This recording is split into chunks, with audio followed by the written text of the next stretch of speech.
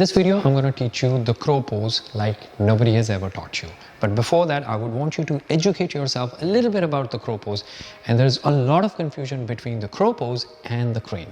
Once you know the difference, once you know how the physical forces come into the play when you're doing the crow pose, it will all be very easy. You just have to understand the basic physics behind. But first thing is, what's a crane? Crane is, if you think about the bird, the crane sits much higher than the earth, which is what explains the Bakasana. Bakasana is when your knees are placed way above and right behind your triceps somehow, which holds your torso way up higher than the crow would. In a crow pose, your body and your torso is way grounded. It's like a car that's very close to the ground. Now, the crow has 3 steps to it. The first is the plantation of your joints on the mat. How your joints are placed on the floor and how your joints are placed with respect to each other.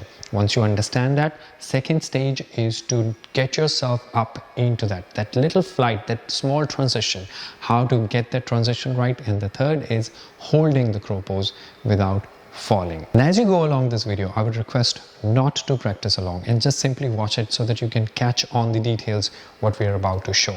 There are 2 ways to get into the crow pose. First things first, you get into the Vajrasana.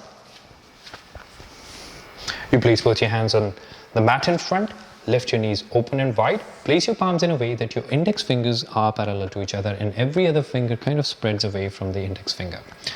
Then you lean your body weight forward and you want to place your elbow on the cushion.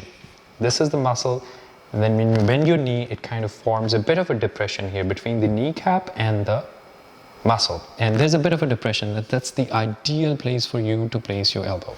So once you figure that out, you want to now send your feet tiny bit wider. And once the plantation is done, send your knees as wide as they can get. At some point, your knees will stop going any wider than they already are.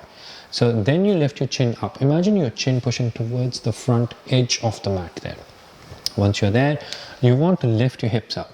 Don't be in any rush in order to push yourself forward. You can actually never maintain the pose by taking that leap. There's a reason it's called crow and not a frog. So there is actually no leap into this. It's simple and gradual transition of your body weight so that you can actually leave no weight on your toes and be able to maintain that balance. Now, once you are there, you want to lift your nose up, lift your hips up, and slowly start lifting your hips up. And now see what my toes are doing. I'm going to press into the floor with the help of my toes, and that is the gradual shift I was mentioning. So this is the second bit of the crow pose where the transition takes place. Lift one foot up first, and then slowly take the weight away from the toes. Continue to breathe in and out.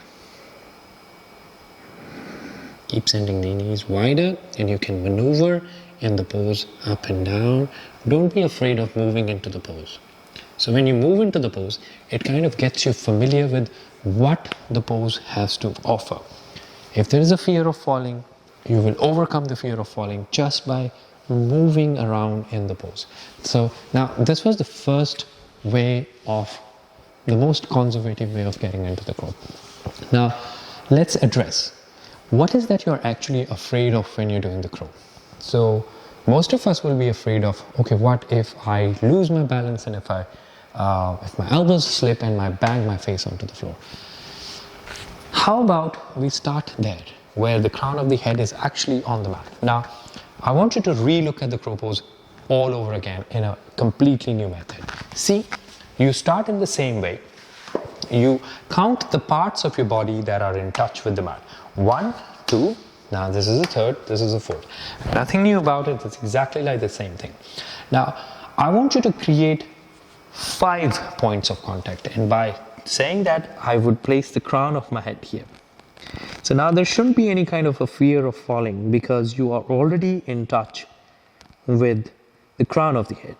So now you lift one foot up and then you lift the other foot up, and it's all about shifting the body weight back and forth.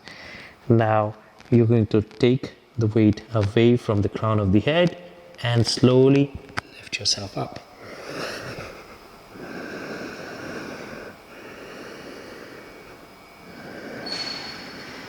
When you breathe in, put your toes down onto the mat, bring your knees together and relax. I hope this new information and the new method of doing the group pose helped. If it did, do let us know in the comments and do subscribe so that we can grow together. Thank you very much.